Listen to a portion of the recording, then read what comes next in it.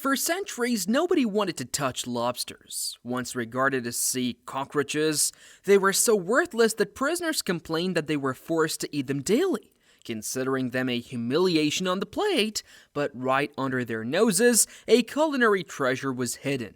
One destined to become a sophisticated delicacy, sought after by food lovers and sold at exorbitant prices around the world, but how did it come to this? To understand, we need to go back in time to when the first colonists arrived on the shores of America.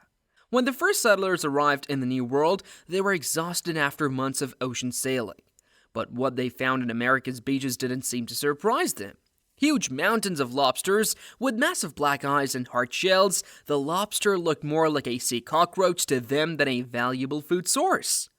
They were so common, cheap, and easy to catch that they were considered the food of the poor, but even the poorest of the poor had had enough of them.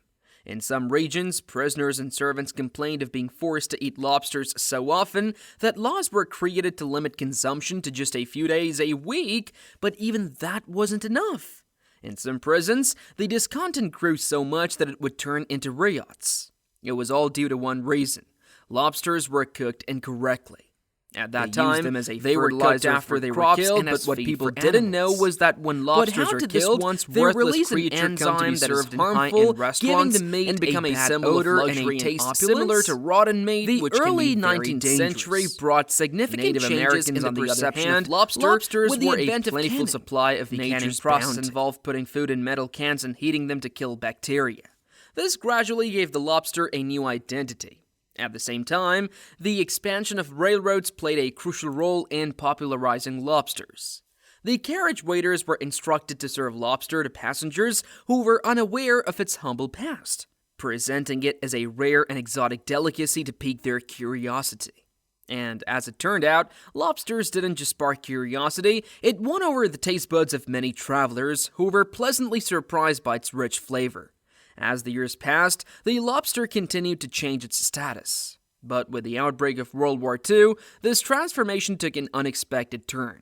At the time, many staple foods were being saved for soldiers on the front lines, and the Canadian government required civilians to consume surplus products, such as lobsters. So, what was once considered poor man's food became a practical solution in times of crisis. After the war, something unexpected happened. People who had been used to eating lobster during the conflict continued to seek it out, but this time not out of need but for pleasure. Demand grew rapidly and with it prices. To meet the growing demand, fishermen started catching more lobsters, which led to a significant decline in the lobster population. At the same time, restaurants raised prices not only because of high demand, but also because lobsters had to be transported alive to their destination, a complicated and expensive process. To keep them alive, lobsters were initially transported in barrels of wet seaweed or crates of ice and sawdust at low temperatures. Later, tanks with salt water and oxygen were used, keeping them fresh until restaurants. This complex transportation drove up the price, turning lobster from a common food into a luxury product.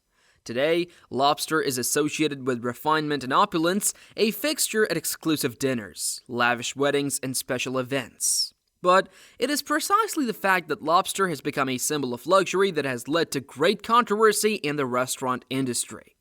As demand for lobster has grown, a worrying phenomenon has surfaced: restaurant fraud. One study found that more than a third, which is 35% of lobster dishes served in 28 local and national restaurants, actually contained cheap substitutes such as whiting and pollock instead of the premium shellfish promised to customers. So, from food for the poor to a symbol of opulence, lobster has become a coveted luxury around the world. But when a third of restaurants serve cheap substitutes in place of the premium crustacean, the question remains: are we paying for luxury or just a well-packaged lie?